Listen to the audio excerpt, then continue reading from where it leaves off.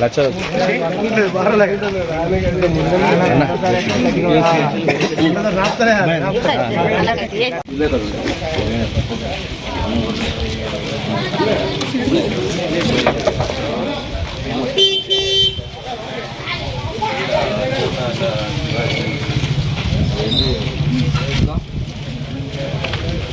ఛత్రపతి శివాజీ మహారాజ్ యొక్క 1630 ఫిబ్రవరి 19లో ఆయన జన్మించడం మహారాష్ట్రలో జరిగింది. ఇది 396వ జన్మదినోత్సవం. తండ్రి తల్లి షాజీ అలాగే జిజియాబాయి ఒక ముద్దుల పుత్రుడు. చిన్ననాటి నుంచి జిజియాబాయి శివాజీని ఒక హిందూ వాదిగా అప్పుడున్నటువంటి మొఘలుల సామ్రాజ్యం, నిజాములు, మొఘలులు వాళ్ళందరూ మన దేశం మీద దండయాత్ర చేసి భారతదేశాన్ని కైవసం చేసుకొని ఒక పరిపాలన అందిస్తున్నటువంటి సమయంలో హిందువులను చాలా ఇబ్బంది పెట్టి మత మార్పిడులు, చిన్నపిల్లలను ఎత్తుకోపోవడం, మహిళలను మానభంగం చేయడం, ఇట్లాంటి కార్యక్రమాలు, దుష్కార్యక్రమాలు ఏదైతే జరుగుతున్న తరుణంలో జిజియాబాయి చిన్నప్పటి నుంచే శివాజీని ఒక వీరునిగా తీర్చిదిద్ది మహాభారత రామాయణ కథలు చెప్పి వీరత్వాన్ని బోధించి ఒక వీరునిగా తయారు చేసింది. ముఖ్యంగా శివాజీ తన 17వ ఏటనే తోరణ దుర్గాన్ని జిజియాబాయి అడిగింది, బిడ్డ నాకు అక్కడ ఉన్నటువంటి దుర్గం కావాలి, దాన్ని జయించి ఇవ్వాలని చెప్తే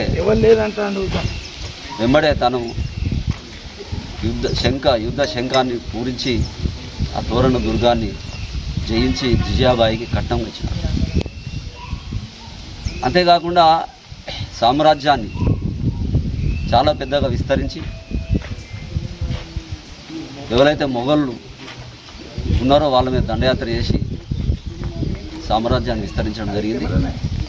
ఒకనాడు శివాజీకి సంబంధించిన సైన్యం ఒక మొఘళ్ళకు సంబంధించినటువంటి రాజ్యాన్ని జయించి అక్కడ ఉన్న అందమైన మహిళ, ఒక ముస్లిం మహిళను తీసుకొచ్చి కానుకగా సమర్పించారు. శివాజీ బాగా మెచ్చుకుంటాడు మమ్మల్ని అనుకున్న వాళ్ళు, కానీ శివాజీ అట్లా అనుకోలే. ఎవరైనా ఆడబిడ్డనే మన హిందూ సనాతన ధర్మం ప్రకారంగా ఆమెకు చీరే సారబెట్టి లాంఛనంగా మళ్ళీ తీసుకుపోయి వాళ్ళ తల్లిదండ్రులకు అప్పచెప్పారు. ఇది హైందవ సనాతన ధర్మం యొక్క ముఖ్య ఉద్దేశం. చాలా కాలంగా తను సామ్రాజ్య విస్తారం చేసిన తర్వాత ఛత్రపతి శివాజీ మహారాజుగా పట్టాభిషేక్తుడై చాలా రోజులు కార్యక్రమాలు నడిపే కార్యక్రమం సమయంలో అప్పుడు ఔరంగజేబు తనను బంధించి జైల్లో పెడితే తండ్రి కొడుకులు ఇద్దరు కూడా మొత్తానికి వాళ్ళ గూఢచారులతో పండ్ల బుట్టల్లో దాక్కొని ఆ రోజులలో దొంగతనాన తప్పించుకొని రావడం జరిగింది. అంటే యుద్ధ కౌశలత ఎంత గొప్పగా ఉందో మనం అర్థం చేసుకోవచ్చు.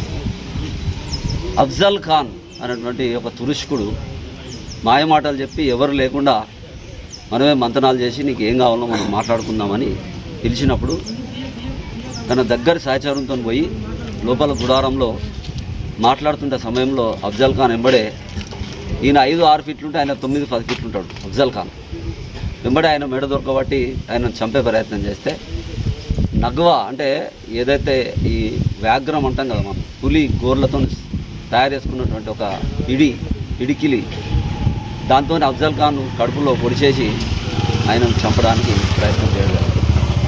అందుకే అప్పుడున్న రోజులలో ఒక నానుడు ఉంది, ఇప్పటి కూడా మన వాళ్ళు అంటూ ఉంటారు, అగర్ శివాజీ నహీ హోతే తో కాశీకి కళా జాతి థీ, మధుర మస్జిద్ బన్ జాతి థీ, హర్ హిందువుం కా సున్నత్ ఓ జాతి థీ. అంటే మనం అట్లే ఉంటే ఆ కాశీ యొక్క పునర్నిర్మాణం కాకపోయేది, మధుర ఏదైతుందో అది మస్జిద్గా మక్కాగా మారేది, హిందువులందరినీ కూడా దొరకబట్టి సున్నత్ చేసి ముస్లిం మతానికి మార్చే ప్రక్రియ జరిగింది. కాబట్టి ఆనాడు అలాంటి మహానుభావులు ఈ భారతదేశాన్ని ఒక హైందవ సామ్రాజ్యాన్ని ప్రతిష్ఠింపాలన్నటువంటి ఒక గొప్ప ఆలోచనతో కొనసాగించారు. దురదృష్టవశాత్తు మొఘలు అంతమైన తర్వాత బ్రిటిష్ వాళ్ళు రావడం, వాళ్ళకు 200 ఏళ్ళు వెళ్ళడం, తర్వాత అప్పుడున్న ప్రభుత్వాలు భారతదేశపు మూలాలను చరిత్రను నాశనం చేసి బాబర్ గొప్పోడు, అక్బర్ గొప్పోడు, ఔరంగజేబు గొప్పోడు.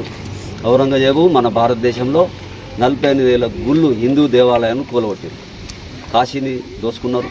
మిగతా పెద్ద పెద్ద ఆలయాలు జొరబడి బంగారు నగలు అట్లాంటివన్నీ ఎత్తుకొని పోయారు. ఆ యొక్క చరిత్ర అట్లా ఉంది. దురదృష్టవశాత్తు మన పాఠ్యాంశాలలో అవి చేర్చకుండా దాదాపు 60-70 ఏళ్ళు మభ్యపెట్టి హిందువులను మభ్యపెట్టి వాళ్ళు గొప్పోలు అనే చరిత్రను చెప్పడం జరిగింది. ఇప్పుడిప్పుడు మన మోదీ గారు వచ్చిన తర్వాత ఈ 12 సంవత్సరాల పరిపాలనలో మన చరిత్ర, మన ధర్మం, మన రామాయణం, భారతం, భాగవతం, మన హిందూ వీరుల యొక్క చరిత్ర గాథలు బయటకు వచ్చి మనం చదువుకున్నప్పుడు ఏ రకంగా మనం మోసపోయినాం, ఏ రకంగా మనం బానిసల బతుకులు బతికినాం. ఇప్పుడు హిందువులంతా మేల్కొని మళ్ళీ ఒక హైందవ గొప్పతనాన్ని, సామ్రాజ్యాన్ని నెలకొల్పుకునే దిశలో హిందువులు అందరూ ప్రయత్నం చేస్తూ ఉన్నారు. హిందువులు మేల్కోవడం అనేది మన జాతికి గర్వకారణం. రాబోయే రోజులలో హిందువులు ఇంకా లౌకికవాదులుగా, లేకపోతే మేమందరం ఒకటే, ఈ బాయి అనేటువంటి పదం ఏదైతుందో అక్కడి నుంచి మనకు రాదు. ఒక 2 శక్తులు, ఒకటి వాళ్ళు, ఇంకొకరు వాళ్ళు మత మార్పిడి, వీళ్ళు సంపదను అంటే వాళ్ళ సంతానాన్ని పెంచి, జనాభాను పెంచి దేశాన్ని దోచుకునే క్రమంలో చాలా మనకు వినబడతా ఉన్నాయి. ఏది ఏమైనా గుళ్ళను ఇప్పటికి కూడా మనం అనుకుంటే ఈ తెలంగాణ కూడా పరోక్షంగా ముస్లింల యొక్క రాజ్యమే మనకు నడుస్తూ ఉంది.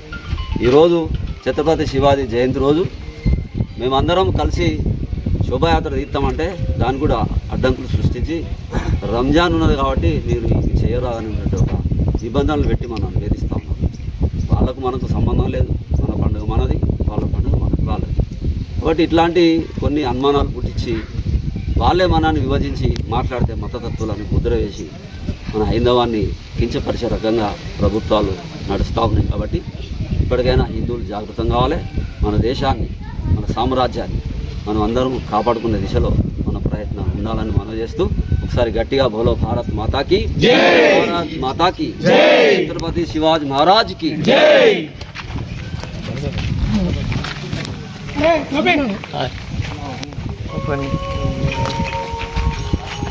పురస్కరించుకొని ఇక్కడ ఉన్నటువంటి శివాజీ మహారాజ్ విగ్రహానికి పూలమాల సమర్పించి ఈరోజు శివాజీ మహారాజు గారి జయంతిని పురస్కరించుకొని ఛత్రపతి శివాజీ విగ్రహానికి పూలమాల వేసి ఆయనను స్మరించుకుంటా ఉన్నాం. అదేవిధంగా ఇక్కడ ఈ విగ్రహానికి నిర్మాణానికి కారణమైనటువంటి ఆడపు చక్రపాణి గారు, వారికి మరోసారి కృతజ్ఞతలు తెలియజేస్తా ఉన్నాం. అదేవిధంగా శివాజీ మహారాజ్ చిన్నప్పటి నుండే 17 సంవత్సరాల వయస్సు ఉన్నప్పటి నుండే భారతదేశం పైన పరదేశీయులు, పరమతస్థులు భారతదేశం మీద దాడి చేసి మన దేశాన్ని చిన్నాభిన్నం చేయడానికి ప్రయత్నం జరుగుతున్నప్పుడు మన ఇక్కడ ఉన్నటువంటి ఆడవాళ్ళను వేధించడం, మన దేవాలయాలను కొల్లగొట్టడం ఇలాంటివి చేస్తున్నప్పుడు ఛత్రపతి శివాజీ ఈ దేశానికి, ఒక హిందూ సమాజానికి ఆశాజ్యోతిగా వెలుగొంది మన హిందూ సామ్రాజ్యాన్ని కాపాడడం జరిగింది. తను చిన్నప్పటి నుండి కూడా తన వెనుకున్నటువంటి నేతాజీ, పాల్కర్, శంభాజీ, తానాజీ లాంటి తన అనుచరులతో ఎన్నో కోటలను జయించి మొఘల సామ్రాజ్యాన్ని గడగడలాడించడం జరిగింది. అదేవిధంగా ఆయన స్ఫూర్తితో మనందరం కూడా ఆయన స్ఫూర్తి, ఆయన చరిత్ర, ఆయన కథలు, గతంలో పుస్తకాలు ఉండేవి. ఇప్పుడు యూట్యూబ్లో మనం ఛత్రపతి శివాజీ చరిత్ర అని కొడితే మనకు ఈజీగా యూట్యూబ్లో దొరుకుతుంది. కాబట్టి ప్రతి ఒక్క తల్లిదండ్రులు వాళ్ళ పిల్లలకు ఛత్రపతి శివాజీ జీవిత చరిత్ర యూట్యూబ్లో చూడమని చెప్పి ఛత్రపతి శివాజీ స్ఫూర్తితో భారతదేశంలో ప్రతి పౌరుడు ఈ దేశాన్ని కాపాడడం కోసం కంకణం కట్టుకొని ముందుకు సాగాలని కోరుకుంటున్నాం. ఇంటికొక శివాజీ ఉద్భవించాలి. ఈ దేశాన్ని కాపాడవలసినటువంటి బాధ్యత శివాజీ అభిమానులపైన, అందరిపైన ఉంది. భారత్ మాతా కీ జై.